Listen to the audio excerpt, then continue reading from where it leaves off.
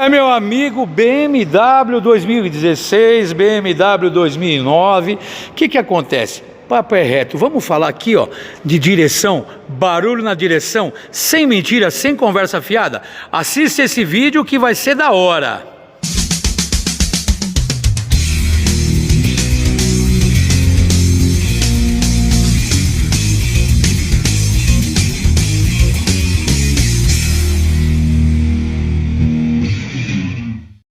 Meu amigo, quando a gente fala de BMW, a gente fala de um automóvel maravilhoso. Não adianta com conversa mole, florear, mentir. Tem que ser verdadeiro com o cliente. Aqui na SP, esse barulho que você escuta na sua caixa, clac, clac, clac, a gente resolve com muita qualidade porque somos especializados no segmento de caixa de direção elétrica para muitos modelos, inclusive para BMW.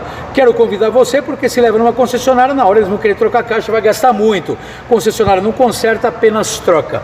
Aqui na SP é possível fazer uma manutenção profissional com os melhores profissionais. Muitas vezes o barulho que você escuta na direção pode ser bucha, tá certo?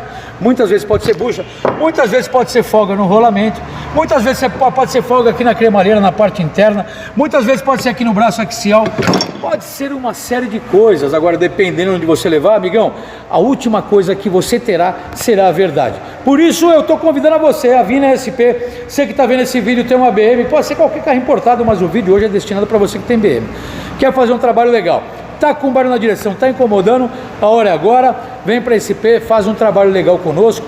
Anota o WhatsApp aí embaixo, 011 97098 1106, você vai fazer um trabalho profissional. Ou ligue 011 2364 7388. Eu espero você aqui. Fala, Lopão, assistiu o vídeo, você falou que resolve, tô levando minha X5, X6, X7, tô me levando a X1, X3, resolve. E eu vou resolver e vou mostrar para você que é possível gastar menos fazendo um trabalho profissional. Vem para cá, aguardo uma visita sua, vem agora.